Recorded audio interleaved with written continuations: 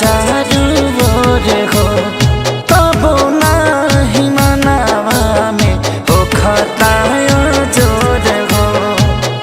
त कवनो गीत मन भावन न लागे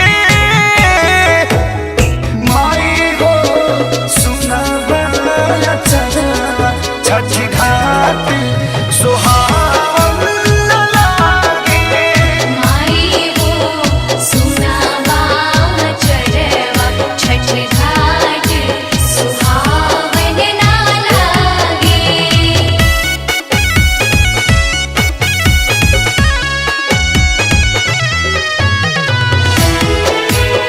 जय छठ मैया जय छठ मैया।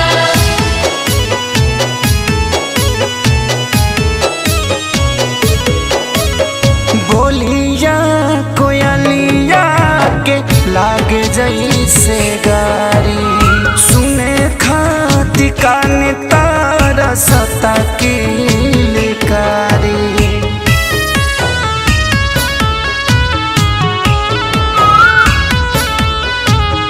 बोलिया कोयलिया के लागे जैसे गारी सुने खाती कान तारा सता के लिकारी।